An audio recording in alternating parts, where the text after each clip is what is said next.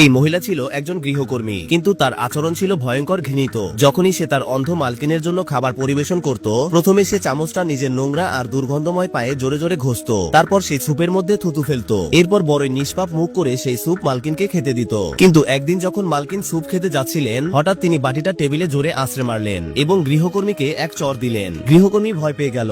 মালকিন তাকে বললেন, এখন তুই এই স্যুপটা খা। ভয়ে কাঁপতে কাঁপতে সে নাক চেপে ধরে পুরো স্যুপটা খেয়ে ফেললো। কিন্তু সে কিছুতেই বুঝতে পারল না অন্ধ মালকিন কিভাবে জানলেন এইসব ঘটেছে। তার কিছুক্ষণ পর দুপুরে গৃহকর্মী আবার এক কৌশল চাললো। সে চুপি চুপি ভাতে পেট খারাপের ঔষধ মিশিয়ে দিল। কিন্তু খাবার পরিবেশনের সময় মালকিন তাকে বললেন, তুমি একটু পানি নিয়ে আসো। সে পানি আনতে যেতেই মালকিন দুইজনের প্লেট বদলে দিলেন। গৃহকর্মী ফিরে এসে কিছুই বুঝতে পারল না এবং নিশ্চিন্তে সেই ভাত খেয়ে ফেললো। অল্প সময়ের মধ্যেই তার পেটে প্রচন্ড ব্যথা শুরু হলো। সে দৌড়ে টয়লেটের দিকে গেল, কিন্তু সেখানে গিয়ে দেখলো দরজাটা ভেতর থেকে বন্ধ। আসলে মালকিন আগেই গিয়ে টয়লেটটা লক করে রেখেছিলেন। এখন গৃহকর্মী দরজার বাইরে দাঁড়িয়ে কাকুতি মিনতি করতে লাগলো, কিন্তু ভেতর থেকে কোনো সারা শব্দ এলো না। তার অবস্থা আরো খারাপ হতে লাগলো। সে চিৎকার করতে লাগলো। অনেকক্ষণ পরে মালকিন দরজা খুললেন আর গৃহকর্মী দৌড়ে ভেতরে গেল, কিন্তু ততক্ষণে অনেক দেরি হয়ে গেছে। তবুও গৃহকর্মী হাল ছাড়লো না। সে আরেকটা ফোন দিয়ে আটলো। সে একটা কেটলিতে পানি ফুটিয়ে রাখলো এবং সেটি ঘরে রেখে দিল। তার পরিকল্পনা ছিল মালকিন যখন ঘরে আসবেন তখন সে যেন ভুল করে সেই ফুটন্ত পানিতে তার পা ডুবিয়ে দেয় আর মালকিনের পা পুড়ে যায়। কিন্তু যা ঘটলো তা সম্পূর্ণ উল্টো।